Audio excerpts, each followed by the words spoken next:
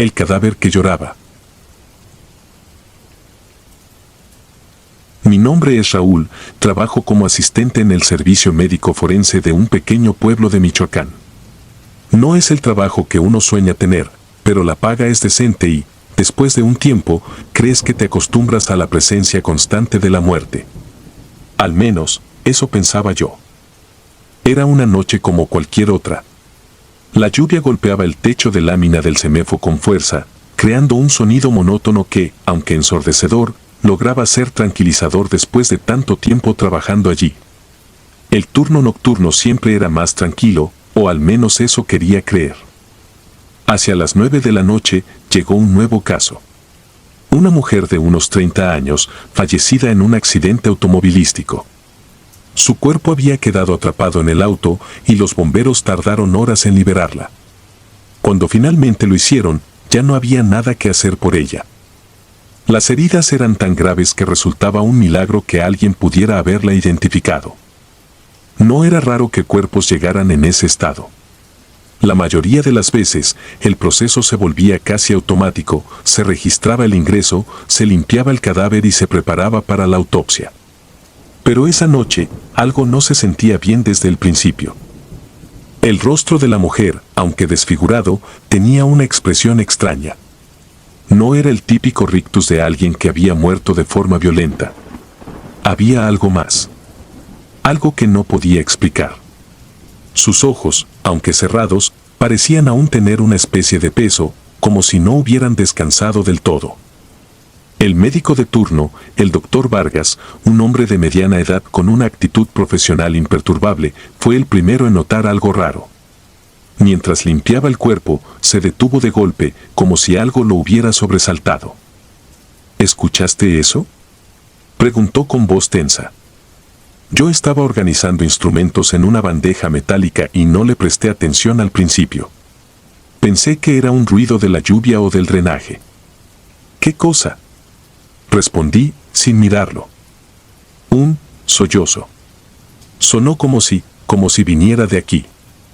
Me giré hacia él. Su rostro estaba pálido. Vargas no era del tipo que se dejaba llevar por tonterías. Si algo lo había inquietado, debía de ser serio. Seguro fue el viento, dije, más para convencerme a mí mismo que a él. Pero entonces lo escuché. Un llanto. Suave, casi imperceptible, pero inconfundible. Era como el llanto de una mujer, débil, desgarrador.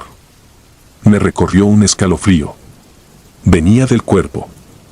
Nos quedamos en silencio, mirándonos como si esperáramos que el otro confirmara que no estábamos perdiendo la cabeza. Vargas intentó mantener la compostura. Los gases, murmuró, aunque su voz temblaba. Es normal que los cadáveres emitan sonidos. El aire atrapado en los pulmones puede generar. Se detuvo antes de terminar la frase. El llanto volvió a escucharse, esta vez más claro, más largo. No era algo que pudiera explicarse con gases o algún fenómeno biológico. Era un sollozo humano. Y venía del cadáver de esa mujer. El doctor se limpió el sudor de la frente y me ordenó seguir con el procedimiento como si nada pasara. Me obligué a moverme, a continuar con el trabajo, pero mis manos temblaban. Mientras lo hacía, la sensación de ser observado crecía con cada segundo. Era como si los ojos de la mujer, cerrados y hundidos, estuvieran sobre mí. De repente, la luz parpadeó. No era raro que eso ocurriera con las lluvias, pero en ese momento, cualquier cosa fuera de lo común era suficiente para ponerme los nervios de punta. El llanto se detuvo, pero el silencio que dejó fue aún peor. ¿Crees que haya sido?, comencé a decir, pero Vargas me interrumpió. No pienses en eso. Concéntrate. Su voz sonaba firme, pero sus manos estaban inquietas, temblaban mientras manipulaba los instrumentos. Él también tenía miedo. Seguimos trabajando en silencio. Yo intentaba no mirar demasiado a la mujer, pero cada vez que lo hacía, sentía que algo en ella había cambiado. Su expresión parecía diferente, más angustiada. Era como si, incluso en la muerte, estuviera atrapada en un dolor indescriptible. Eran cerca de las 11 cuando sucedió algo que jamás olvidaré. Mientras Vargas tomaba muestras de tejido, la luz volvió a parpadear. Esta vez, no regresó. La sala quedó sumida en una oscuridad casi total, excepto por el débil resplandor de una lámpara de emergencia en la esquina. Y entonces la escuchamos de nuevo. El llanto. Pero no era el mismo.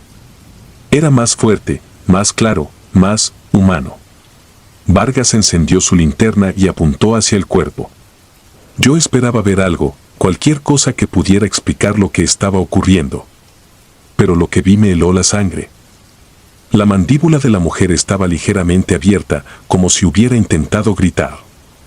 Los labios, antes rígidos, parecían haberse movido. Algo oscuro y espeso salía de su boca, como si estuviera vomitando sangre coagulada. «Esto no es posible», murmuró Vargas, retrocediendo un paso. Yo no podía moverme. Mis piernas estaban clavadas al suelo. Todo mi cuerpo temblaba. Entonces, el llanto se convirtió en un grito. Un grito desgarrador, lleno de dolor y furia. No había forma de que aquello viniera de un cuerpo sin vida. De pronto, el cuerpo se sacudió. Fue un espasmo breve, pero lo suficiente para hacerme gritar y tirar la bandeja de instrumentos. Vargas perdió el control. Salió corriendo de la sala, dejando la puerta abierta tras de sí. Quise seguirlo, pero algo me detuvo. Algo me obligó a mirar hacia atrás. La mujer estaba inmóvil de nuevo, pero su rostro había cambiado por completo.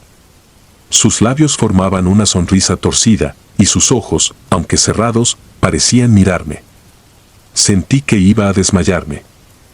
El llanto cesó, pero el silencio que quedó fue peor. Era un silencio opresivo, denso, como si el aire mismo hubiera sido arrancado de la habitación. Quise salir, pero mis piernas no respondían. Fue entonces cuando lo escuché, un susurro. Venía de todas partes y de ninguna al mismo tiempo.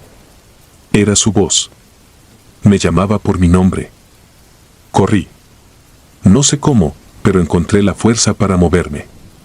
Salí de la sala y me encerré en el baño, donde me quedé temblando durante lo que parecieron horas. Cuando finalmente reuní el valor para salir, Vargas estaba afuera, fumando un cigarro con las manos aún temblorosas. «No digas nada de esto», me dijo, sin mirarme. Asentí. No hacía falta que me lo dijera. Nadie nos creería. Pero incluso ahora, mientras escribo esto, no puedo dejar de pensar en esa noche. En el llanto, en los susurros, en esa sonrisa imposible. Desde entonces, evito trabajar el turno nocturno. Pero a veces, en las noches de lluvia, cuando el viento golpea las ventanas de mi casa, creo escuchar ese llanto otra vez. Y cada vez que lo hago, me pregunto si realmente dejamos algo atrás en esa sala. O si algo de ella se vino con nosotros.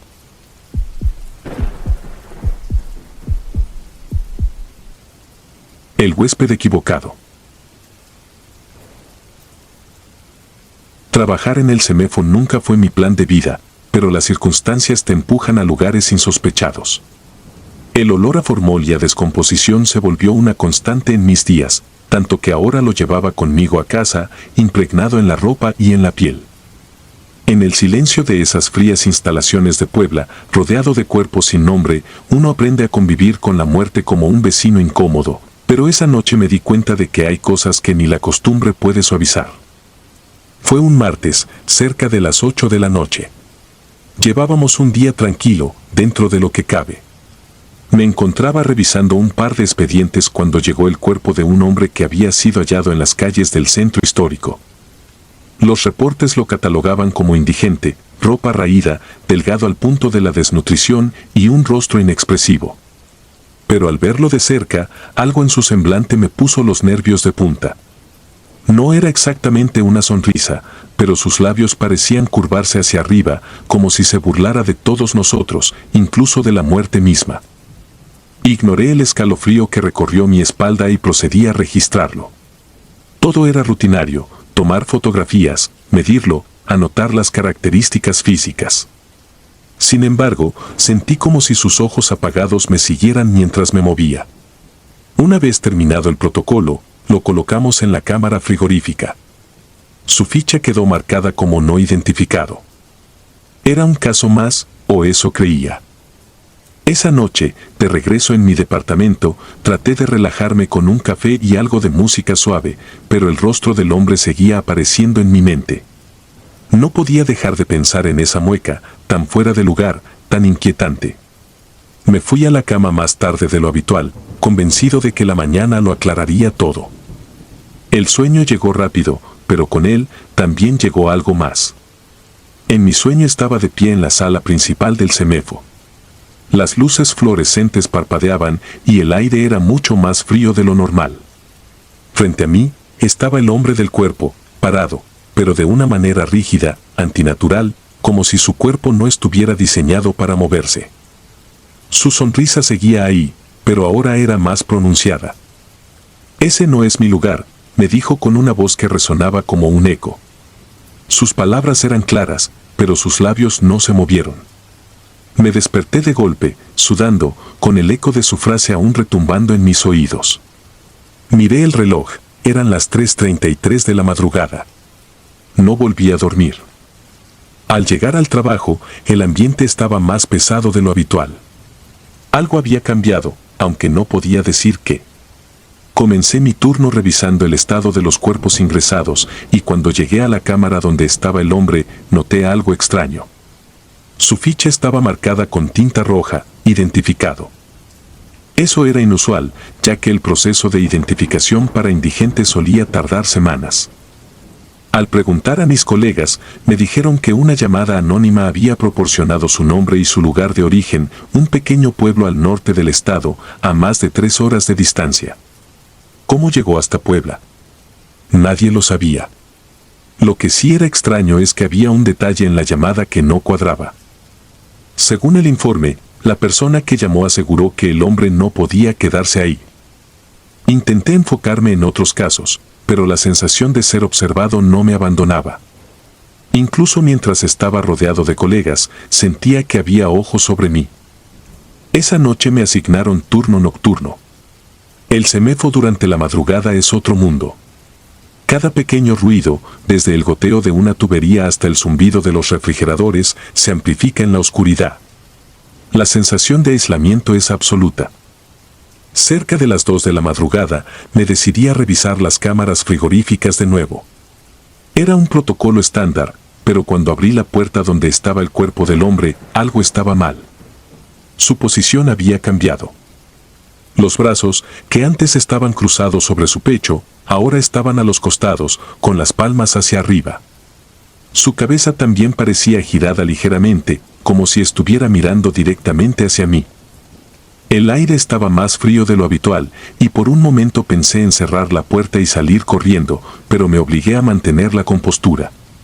Anoté el incidente como un posible error en la manipulación. Aunque en el fondo sabía que nadie había abierto esa cámara desde la mañana. Esa noche volví a soñar con él. Esta vez estaba en mi departamento. La habitación estaba en penumbras y el aire era pesado, como si algo invisible me aplastara contra la cama. De repente, la puerta de mi cuarto se abrió lentamente y ahí estaba él, parado en el umbral. «Te dije que ese no es mi lugar», repitió con esa voz hueca, casi robótica. Avanzó hacia mí, y aunque quise moverme, mi cuerpo no respondía. Su rostro estaba a centímetros del mío, y esa sonrisa, esa maldita sonrisa, era lo último que recuerdo antes de despertarme gritando. El sueño me dejó alterado, y aunque sabía que no debía mezclar mis emociones con el trabajo, decidí investigar más sobre él. Revisé nuevamente su expediente y descubrí algo inquietante. Aunque había sido identificado como oriundo de otro pueblo, el reporte inicial decía que había muerto en Puebla, cerca de la Avenida Juárez. Fui al lugar donde se había encontrado el cuerpo, una zona concurrida durante el día pero desierta por las noches. Al preguntar a algunos comerciantes de la zona, una mujer mayor me dijo algo que me heló la sangre. Ese hombre no murió aquí. Él llegó arrastrando los pies como si estuviera buscando algo. Pero nadie lo ayudó. Nadie quiso tocarlo. Sus palabras me dejaron con más preguntas que respuestas. ¿Qué estaba buscando? ¿Por qué dijo en mis sueños que ese no era su lugar? Volví al CEMEFO decidido a transferir el cuerpo al pueblo del que se suponía que era originario. Había algo profundamente inquietante en todo el caso y sentía que mantenerlo allí era un error. Logramos coordinar el traslado para la mañana siguiente, pero esa última noche sería la más aterradora de mi vida. Cerca de las 3 de la madrugada, las luces comenzaron a parpadear en todo el edificio. Los ruidos de las cámaras frigoríficas se intensificaron y un golpe seco resonó desde la sala donde estaba el cuerpo. Fui a revisar, aunque cada fibra de mi ser me decía que no lo hiciera. Al llegar, encontré la cámara abierta. El cuerpo ya no estaba ahí. En el suelo había marcas de pies descalzos, como si alguien hubiera caminado con lentitud hacia la salida. Seguí las huellas hasta el corredor principal, pero desaparecieron frente a la puerta cerrada con llave. El resto de la noche fue un caos. Reporté el incidente, pero nadie me creyó. Por la mañana, el cuerpo apareció de nuevo en la cámara, en la misma posición inicial. Finalmente, lo trasladaron al pueblo. Desde entonces, los sueños cesaron, pero la sensación de que algo me observa nunca me ha abandonado. A veces me pregunto si fue real o si mi mente jugó conmigo en esas largas noches en el CEMEFO. Pero cada vez que pienso en ese hombre, en su sonrisa y en sus palabras, siento un escalofrío que me recuerda que hay cosas en este mundo que no pueden explicarse.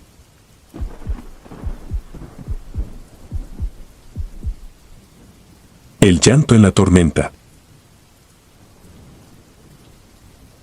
Recuerdo con claridad el día en que crucé por primera vez las puertas del CEMEFO. El ambiente era sombrío, casi asfixiante, como si las paredes mismas guardaran secretos que nunca debieron contarse. Los pasillos eran fríos, incluso en verano, y el olor a químicos y descomposición era algo que jamás pensé que podría acostumbrar.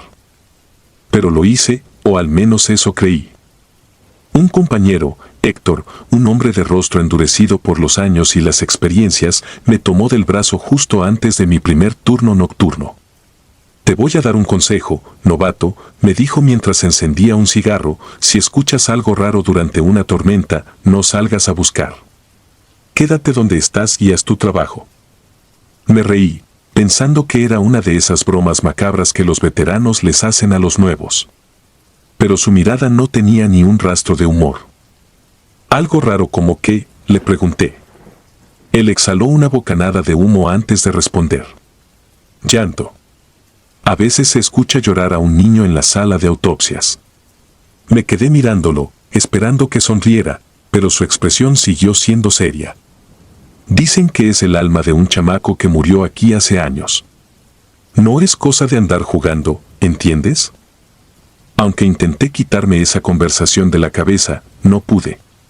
Las palabras de Héctor quedaron incrustadas en mi mente como una astilla que no se puede sacar. Mi primer turno nocturno coincidió, para mi desgracia, con una tormenta. Las gotas golpeaban el techo de lámina con una fuerza que hacía vibrar las paredes. El viento silbaba entre las rendijas de las ventanas mal cerradas y el trueno hacía temblar los focos fluorescentes que parpadeaban de vez en cuando. A pesar de las condiciones, traté de mantenerme enfocado. Tenía trabajo por hacer, archivar reportes, limpiar instrumentos, organizar las muestras de los casos recientes. La sala de autopsias estaba vacía esa noche, algo que agradecí. El silencio me daba una calma que no podía encontrar en los pasillos donde los cuerpos esperaban su turno en las frías gavetas. Sin embargo, a medida que la noche avanzaba, una sensación de inquietud comenzó a crecer en mi interior. Cada sombra parecía alargarse más de lo natural, y cada sonido, por insignificante que fuera, se amplificaba en mi mente. Fue casi a las 2 de la mañana cuando lo escuché por primera vez. Un sollozo débil, casi imperceptible, pero lo suficiente para erizarme la piel. Pensé que era el viento, o tal vez mi mente jugándome una mala pasada. Ignoré el sonido y continué limpiando una bandeja metálica. El llanto regresó, más claro esta vez. Era el de un niño, sin duda. Un llanto angustiante, como el de alguien perdido y aterrorizado.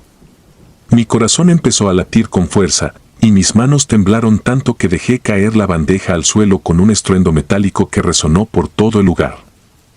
Tomé una linterna y salí al pasillo. El sonido venía de la sala de autopsias. No puede ser, murmuré para mí mismo, recordando las palabras de Héctor. Una parte de mí quería hacerle caso, regresar a mi puesto y fingir que no había escuchado nada. Pero mi curiosidad fue más fuerte. Abrí la puerta lentamente y el chirrido de las bisagras se mezcló con el rugido distante de un trueno. La sala estaba desierta, tal como la había dejado. Las camillas de acero quirúrgico reflejaban la luz de los relámpagos que entraba por las ventanas. Todo estaba en su lugar, pero el llanto persistía. Se escuchaba con claridad, como si estuviera justo frente a mí. Revisé cada rincón, moví instrumentos y abrí los armarios, pero no encontré nada. Mientras buscaba, sentí que la temperatura descendía de golpe, como si alguien hubiera abierto un congelador gigante. Mi aliento se volvió visible en la penumbra y un escalofrío recorrió mi espalda. Fue entonces cuando lo vi. En una esquina de la sala, donde la luz apenas alcanzaba, había una pequeña figura. Al principio pensé que era mi imaginación, pero cuando apunté la linterna hacia el rincón, mi sangre se heló. Era un niño, de no más de 7 años, descalzo y con la ropa desgarrada. Su rostro estaba pálido, casi translúcido, y sus ojos oscuros y vacíos me miraban fijamente. El llanto se detuvo en ese instante. No puede ser real, murmuré, dando un paso atrás. Pero el niño no desapareció. Se quedó allí, inmóvil, como una estatua que me observaba desde la penumbra. Intenté moverme, pero mis piernas no respondían. Mi mente estaba atrapada entre la incredulidad y el puro terror. Fue entonces cuando el niño dio un paso hacia mí. Su movimiento era lento, antinatural, como si cada articulación de su cuerpo estuviera rígida. Quise gritar, pero mi voz quedó atrapada en mi garganta. De repente, el llanto regresó, pero esta vez no venía del niño. Venía de las paredes, de las camillas, del aire mismo. Era un coro de sollozos desgarradores que llenaron la sala. Me cubrí los oídos con las manos, pero no sirvió de nada. El sonido estaba dentro de mi cabeza. Cuando finalmente reuní el valor para moverme, corrí hacia la puerta. Pero antes de alcanzarla, sentí una mano helada agarrar mi muñeca. Giré la cabeza y el niño estaba justo detrás de mí. Su rostro ahora estaba deformado, con la mandíbula desencajada y los ojos hundidos en un abismo negro. «No te vayas», susurró con una voz que no era suya, sino una mezcla de varios tonos, como si muchas personas hablaran al mismo tiempo. Logré zafarme de su agarre y salí corriendo. No me detuve hasta llegar al área de oficinas, donde me encerré y traté de recuperar el aliento. El llanto se había detenido, pero el silencio no me tranquilizaba. Pasé el resto de la noche con las luces encendidas, incapaz de volver a la sala de autopsias. Al día siguiente, cuando mi turno terminó, Héctor me estaba esperando en la entrada. Su rostro estaba serio, más de lo habitual. «¿Lo viste, verdad?», me preguntó sin rodeos. Asentí, sin saber qué decir. «No eres el primero», continuó. «Ni serás el último. Ese niño murió aquí hace años, de formas que no te quiero ni contar. Su alma quedó atrapada y no descansa. Pero no te preocupes. Si lo ignoras, eventualmente te dejará en paz». Intenté seguir su consejo, pero las cosas nunca volvieron a ser normales para mí en el CEMEFO. Cada tormenta me llenaba de un miedo irracional, y aunque nunca volví a ver al niño, sentía su presencia en cada sombra, en cada rincón oscuro. Finalmente, después de meses de insomnio y paranoia, renuncié al trabajo. Ahora, años después, todavía sueño con esa noche. Con el frío, con el llanto, con esos ojos vacíos. Hay cosas que no se pueden olvidar, no importa cuánto lo intentes. Y hay lugares donde los muertos no están realmente muertos, donde el pasado sigue respirando en la oscuridad. El CEMEFO es uno de esos lugares. El pasillo. Mi nombre es Javier, y lo que voy a contarles no es una invención ni el producto de una mente sugestionable. Es algo que viví en carne propia, algo que me persigue hasta el día de hoy. Trabajé en el CEMEFO de mi ciudad durante 7 años, un lugar donde la muerte deja su huella en el aire y en el alma. Nunca fui supersticioso, pero aquel sitio me cambió para siempre. El edificio era viejo, construido en los años 70, y sus paredes parecían absorber el dolor de cada cuerpo que pasaba por allí. Había un pasillo que conectaba las áreas de autopsia con la cámara de refrigeración. Largo, estrecho y mal iluminado. Los fluorescentes parpadeaban de vez en cuando, y el eco de tus propios pasos podía hacer que el corazón se te detuviera por un instante. Desde mi primer día, sentí algo extraño en ese pasillo. No sabía cómo describirlo. Era como si el aire estuviera cargado, pesado, y como si alguien siempre estuviera observándote desde algún rincón oscuro. No era raro escuchar rumores entre los compañeros. Decían que el lugar estaba maldito, que en ese pasillo se aparecían cosas. Yo siempre lo atribuí al estrés y al ambiente lúgubre del trabajo. Hasta que me ocurrió a mí. El inicio de las noches inquietas. Eran cerca de las 3 de la madrugada, la hora en la que el cansancio se mezcla con la monotonía y todo parece más surrealista. Esa noche estaba solo en el edificio. Mi compañero de turno había salido a fumar y yo me encargaba de archivar los reportes de los cuerpos ingresados. La oficina estaba junto al pasillo y la puerta de la cámara de refrigeración quedaba justo al final. Desde mi escritorio, si levantaba la vista, podía ver todo el corredor. Esa noche sentí un escalofrío inesperado, el tipo de frío que te cala hasta los huesos, a pesar de que el ventilador estaba apagado. Fue entonces cuando lo vi. Al final del pasillo, junto a la puerta metálica, había una figura. Parecía un hombre, pero estaba quieto, inmóvil como una sombra que no debería estar ahí. Era alto, pero sus rasgos eran indistinguibles, como si estuviera envuelto en una penumbra que no tenía sentido, porque la luz del pasillo lo iluminaba directamente. Por un instante pensé que era un reflejo o algún juego de luces. Pero cuando parpadeé, seguía ahí. Decidí levantarme con la intención de acercarme.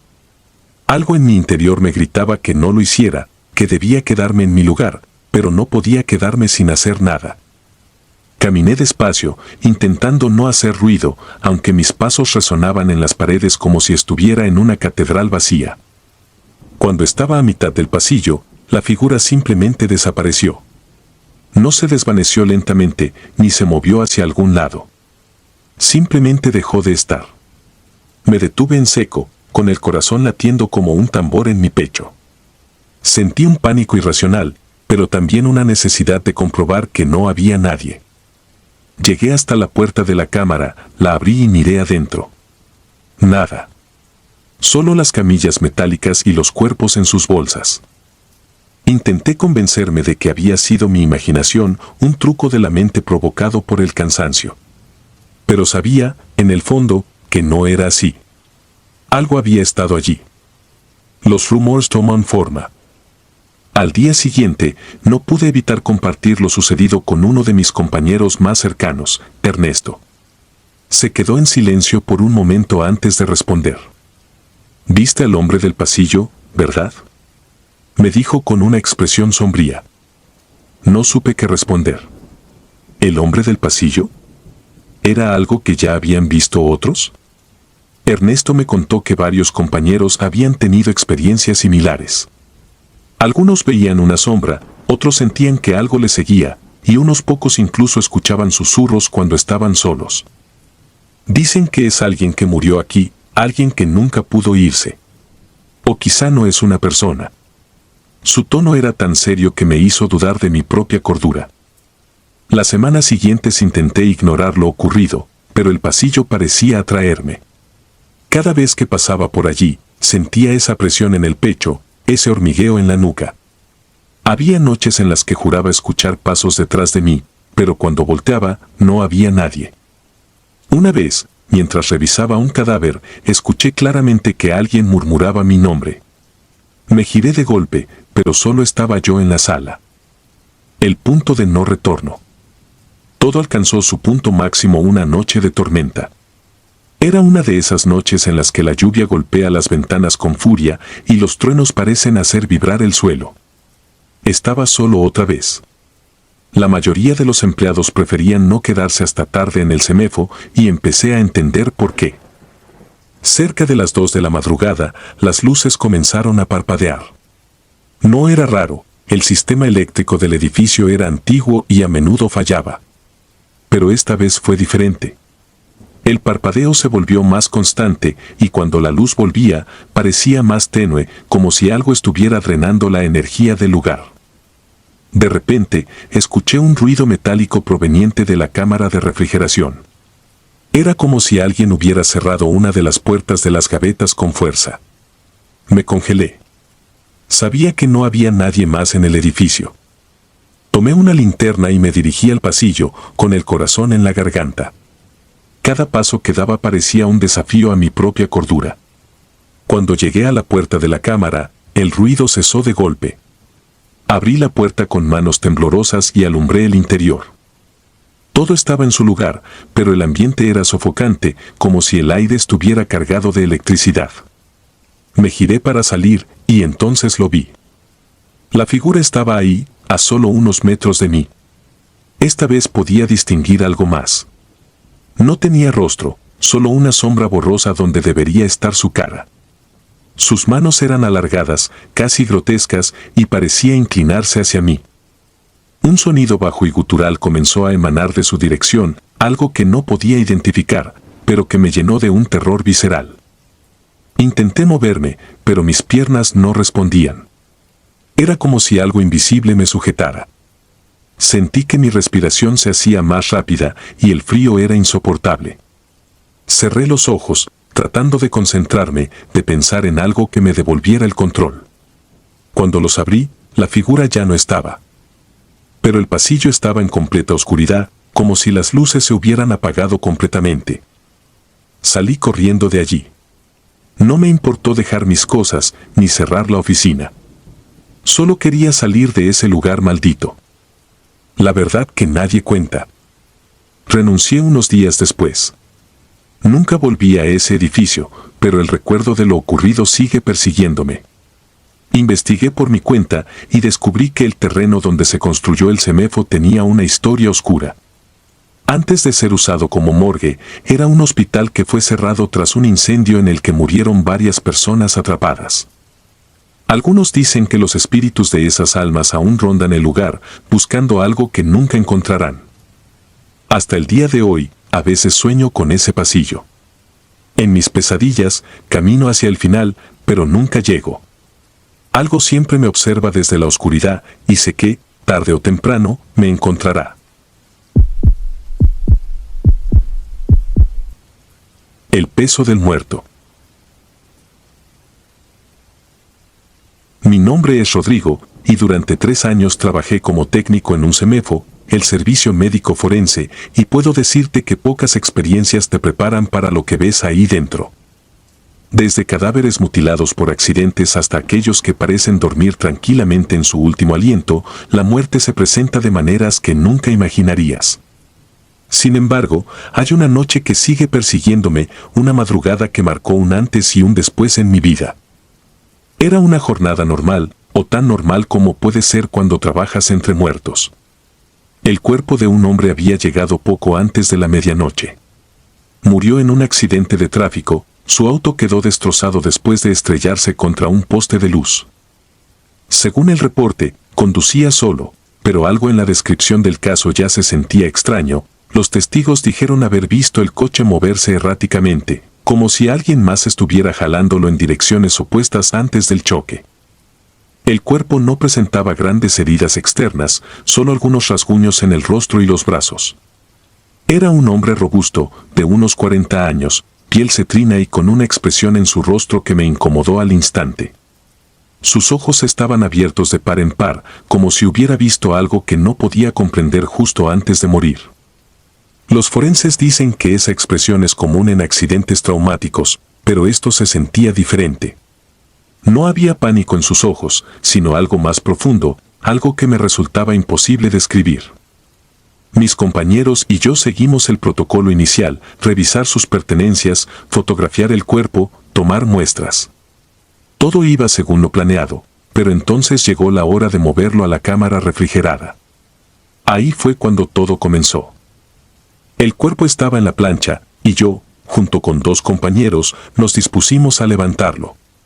En cuanto intentamos hacerlo, algo no cuadró. Su peso era anormal. Habíamos manejado cadáveres más pesados sin problema, pero este hombre, que no debía pesar más de 80 kilos, parecía haber duplicado su masa.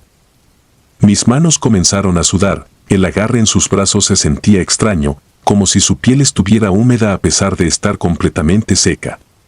Uno de mis compañeros, Jorge, intentó romper la tensión con una broma, parece que este no quiere irse. Su risa nerviosa resonó en el cuarto vacío, pero ninguno de nosotros respondió. En ese momento, las luces comenzaron a parpadear. Una corriente helada recorrió mi espalda, y por un instante pensé que sería un apagón, algo no poco común en el viejo edificio. Sin embargo, las luces no se apagaron, simplemente titilaban, lanzando destellos que hacían que las sombras de la morgue bailaran como si estuvieran vivas. Fue entonces cuando lo escuchamos. Un gruñido. Bajo, gutural, como si viniera de un animal herido. Pero lo peor no fue el sonido en sí, sino su procedencia, venía del cuerpo. Los 3 nos quedamos congelados, incapaces de movernos. Sentí que mi garganta se cerraba y un sudor frío me empapó la frente. Traté de convencerme de que era mi imaginación, un ruido externo que, en mi estado de nervios, había asociado al cadáver. Pero Jorge, con los ojos desorbitados, murmuró, ¿escucharon eso? Nadie respondió. Nadie quería confirmar lo que era evidente. Debe ser aire atrapado en los pulmones, balbuceó Luis, el más joven del grupo, tratando de sonar lógico. Sabía que no creía sus propias palabras. No era posible que un cadáver que llevaba horas ahí todavía pudiera emitir sonidos. Sin embargo, intenté aferrarme a esa explicación. Necesitaba algo racional para no perder la cabeza. Intentamos mover el cuerpo nuevamente, y esta vez, lo que ocurrió no tiene explicación. Apenas lo levantamos unos centímetros, sentí como si una fuerza invisible lo jalara hacia el suelo con una violencia inhumana. Mis dedos se soltaron involuntariamente y el cadáver cayó de golpe, emitiendo un sonido seco que resonó en toda la sala. Fue entonces cuando lo vi. Por un segundo, juraría que los labios del muerto se movieron. No como un espasmo post-mortem, sino como si estuviera tratando de articular palabras. Mi mente quiso rechazarlo, pero mis ojos no podían apartarse de su rostro. Sus ojos, que antes estaban fijos en el vacío, parecían mirarme directamente ahora. Algo en su expresión había cambiado. Ya no era la muerte lo que veía ahí, era algo más oscuro, algo que no tenía lugar en este mundo. Jorge, que hasta ese momento había sido el más valiente, dio un paso atrás y tropezó con una de las mesas. Maldijo en voz baja, pero sus palabras se quebraron cuando las luces parpadearon de nuevo. Esta vez, el parpadeo fue más prolongado, y en el breve momento de oscuridad, escuché un ruido que me heló la sangre, pasos. No eran nuestros. Provenían de algún lugar más allá de la sala. ¿Alguien más está aquí?, preguntó Luis, su voz apenas un susurro. Yo sabía la respuesta. Era imposible. Habíamos cerrado con llave. La morgue estaba vacía, salvo por nosotros y los muertos. El sonido de los pasos se detuvo, pero el ambiente se cargó de una tensión insoportable. Intentamos ignorarlo y centrarnos en nuestra tarea. Después de todo, ¿qué otra cosa podíamos hacer? Pero al acercarnos de nuevo al cuerpo, todos vimos algo que nos hizo retroceder al unísono. El cadáver había cambiado de posición. Ya no estaba en la postura rígida en la que lo habíamos dejado. Ahora, su cabeza estaba ligeramente girada hacia la izquierda, y su brazo derecho parecía haberse deslizado de la plancha. Mis piernas comenzaron a temblar. Nadie dijo nada, pero sabía que todos estábamos pensando lo mismo, eso no podía ser un error nuestro. Habíamos asegurado el cuerpo. Jorge intentó tomar control de la situación. Vamos a moverlo de una vez.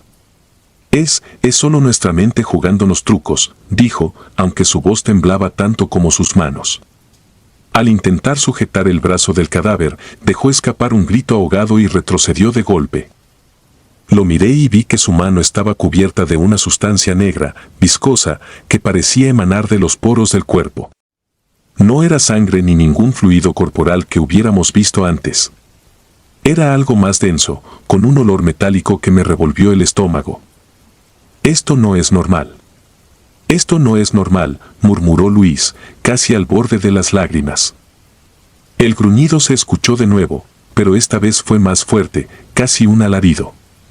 Las luces se apagaron completamente, sumiéndonos en una oscuridad total. Mi respiración era lo único que podía oír, hasta que un frío intenso me rodeó, como si algo invisible hubiera llenado el cuarto. Intenté moverme, pero era como si mi cuerpo estuviera paralizado, retenido por una fuerza que no podía ver. Cuando las luces volvieron, el cadáver ya no estaba en la plancha. Los tres nos quedamos mirando el espacio vacío, incapaces de entender lo que ocurría. Jorge comenzó a balbucear una oración, pero fue interrumpido por un ruido que provenía de uno de los rincones de la sala. Era un goteo, un sonido constante que se sentía ensordecedor en medio del silencio. Miré hacia donde provenía y vi la misma sustancia negra acumulándose en el suelo, formando un charco que parecía moverse por sí solo, como si tuviera vida propia. Y entonces lo vimos. El cadáver estaba de pie. No sé cómo, ni cuándo ocurrió, pero ahí estaba, al otro lado del cuarto, con esa mirada aterradora clavada en nosotros. Su boca estaba entreabierta y de ella goteaba el líquido oscuro, como si su cuerpo estuviera descomponiéndose desde adentro. Quise correr, pero mis piernas no respondían. Sentí como si el aire se hubiera vuelto sólido, aprisionándome. El cuerpo dio un paso hacia nosotros, lento pero decidido. Cada movimiento suyo parecía desafiar las leyes de la naturaleza, como si el tiempo mismo se doblara a su alrededor. Luis fue el primero en quebrarse. Gritó y salió corriendo hacia la puerta, pero antes de llegar, ésta se cerró de golpe, como si una mano invisible la hubiera empujado.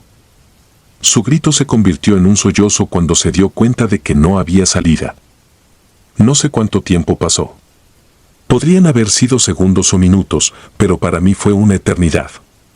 El cadáver seguía avanzando, y con cada paso, el frío en la sala se volvía más insoportable. Finalmente, Jorge, en un arrebato de pánico, agarró una de las herramientas metálicas de la mesa y se lanzó hacia el cuerpo. Lo golpeó con todas sus fuerzas, pero el sonido del impacto fue extraño, como si estuviera golpeando algo hueco. El cadáver no reaccionó. Simplemente siguió avanzando hasta que estuvo frente a él. Lo que pasó después es algo que nunca podré olvidar. El cadáver levantó una mano, lenta pero firmemente, y tocó el rostro de Jorge. Fue un contacto apenas un roce, pero la reacción fue inmediata.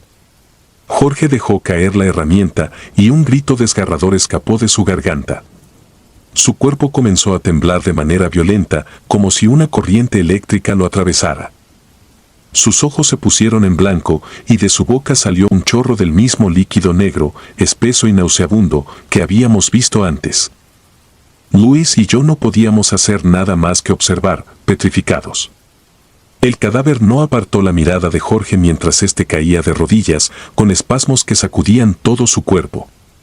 Entonces, con una lentitud calculada, el cadáver inclinó su cabeza hacia él, como si lo estudiara, antes de soltarlo. Jorge cayó al suelo, inmóvil, el líquido negro expandiéndose bajo su cuerpo como un charco de tinta maldita. No. No, no, no, balbuceó Luis, retrocediendo hasta chocar con la pared. Yo quería gritar, pero era como si mi voz estuviera atrapada en mi garganta. El cadáver volvió a girarse hacia nosotros. Sus ojos. Dios, esos ojos no tenían nada humano. Eran pozos oscuros, vacíos, como si miraras directamente al abismo. Y ese abismo te devolvía la mirada. No sé qué fuerza interior me obligó a moverme, pero cuando el cadáver dio otro paso, reaccioné. Agarré a Luis por el brazo y lo arrastré conmigo hacia una esquina de la sala, buscando algo, cualquier cosa, que pudiera ayudarnos. No había armas, ni salida. Solo paredes blancas y frías que parecían cerrarse sobre nosotros. La cámara, grité de repente, señalando la cámara refrigerada. Era la única opción. Si lográbamos encerrarlo allí, tal vez podríamos ganar algo de tiempo. Sin esperar su respuesta, empujé a Luis hacia la puerta de la cámara mientras yo buscaba algo para distraer al cadáver. Encontré una bandeja de metal y la arrojé con todas mis fuerzas hacia él. El ruido resonó por la sala, y por un breve momento, el cadáver pareció detenerse. «Ábrela», le grité a Luis. Mis manos temblaban mientras recogía otra herramienta para ganar tiempo. El cadáver giró lentamente su cabeza hacia mí, como si estuviera deliberando si debía seguirme o no. Pero en lugar de avanzar, levantó un brazo y señaló hacia mí. No hacia mí, hacia algo detrás de mí. Una sensación de puro terror me recorrió cuando escuché un murmullo apenas audible, como una voz que venía de todas partes y de ninguna. Era el cuerpo de Jorge. Se estaba levantando. Quise correr, pero mis piernas se sentían ancladas al suelo. Jorge ya no era Jorge. Su cuerpo se movía de manera antinatural, con espasmos que lo hacían parecer una marioneta sostenida por hilos invisibles. Su cabeza se ladeó grotescamente, y sus ojos blancos me miraron fijamente mientras dejaba escapar un sonido gutural, un eco de algo que no pertenecía a este mundo. «La puerta está abierta», gritó Luis desde la cámara. Sin pensarlo, corrí hacia él, esquivando a Jorge, que se tambaleaba en mi dirección. Cuando llegué a la puerta de la cámara, me volví para ver al cadáver original avanzando también. Ambos se movían hacia nosotros, lenta pero inexorablemente, como si supieran que no teníamos escapatoria. Luis y yo nos metimos en la cámara y, en el último segundo, empujé la puerta con todas mis fuerzas. Sentí el impacto de algo pesado del otro lado, pero logramos cerrarla. Mis manos temblaban mientras giraba la rueda de seguridad, bloqueándola. Afuera, los golpes comenzaron de inmediato. Primero fueron suaves, como si algo estuviera tanteando la puerta, pero luego se hicieron más fuertes, más desesperados. Cada golpe hacía que el metal vibrara, y cada vibración retumbaba en mi pecho como un tambor de guerra. Dentro de la cámara, el frío nos envolvía. La respiración de Luis era un jadeo irregular, y el vaho de su aliento se mezclaba con el mío en la penumbra. No había otra salida. Solo una pequeña ventana en la puerta que nos permitía ver el exterior. Me acerqué lentamente, temiendo lo que podría encontrar al otro lado. Los dos cuerpos estaban ahí. Jorge, o lo que quedaba de él, y el hombre del accidente. Ambos permanecían inmóviles, con las cabezas ladeadas como si escucharan algo que nosotros no podíamos oír. Entonces, sus movimientos cambiaron. Jorge comenzó a rasguñar la puerta, dejando líneas profundas en el metal, mientras el otro cuerpo simplemente observaba. Era peor que si ambos estuvieran atacando. Ese silencio cargado de intención era insoportable. Luis se dejó caer al suelo, sollozando. «Esto no puede estar pasando, esto no es real, Rodrigo, esto no es real». Pero era real, más real de lo que quería admitir. Podía sentirlo en mis huesos, en cada fibra de mi ser. Los golpes cesaron de repente, y por un momento pensé que se habían ido. Pero cuando miré por la ventana, los cuerpos ya no estaban frente a la puerta. El pasillo estaba vacío, sumido en sombras que parecían moverse por sí mismas. El alivio no llegó. Sabía que seguían ahí, en algún lugar, esperando. Luis comenzó a murmurar algo. Oraciones, creo. Yo no podía pensar en rezos. Todo mi ser estaba concentrado en la puerta, en los sonidos, en cualquier indicio de que volverían. Entonces, escuché algo que me heló más que el frío de la cámara. Un susurro. Dentro de la cámara. Me giré lentamente, con el corazón en la garganta. Luis estaba encorvado, con la cabeza entre las manos, y de sus labios salía ese murmullo extraño. Pero no era él quien hablaba. La voz no era suya. Era más profunda, más ronca, como si viniera desde las profundidades de la tierra. Sus palabras eran ininteligibles, pero su tono era una mezcla de burla y amenaza. «Luis». Dije, pero no respondió. Lo toqué en el hombro, y entonces levantó la cabeza. Sus ojos ya no eran los suyos. Eran pozos oscuros, como los del cadáver.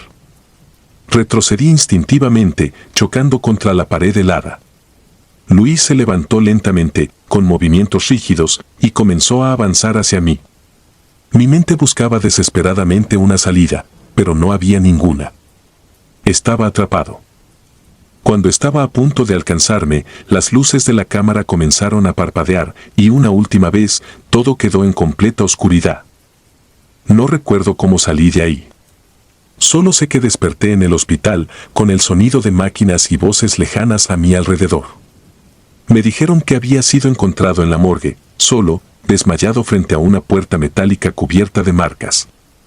No había rastro de Luis, ni de los cuerpos. Dejé mi trabajo en el CEMEFO después de eso. Nunca volví a pisar ese lugar. Pero a veces, en las noches más silenciosas, puedo escuchar ese gruñido, ese susurro que no pertenece a este mundo. Y siempre me pregunto qué fue lo que realmente ocurrió esa noche. Y si algo, o alguien, me está esperando todavía. Si disfrutas de los relatos, te invitamos a apoyarnos con un like y un comentario, ya que eso nos ayuda muchísimo. Además, si aún no estás suscrito o suscrita, te animamos a formar parte de la comunidad del terror. Muchas gracias por escucharnos y por tu apoyo.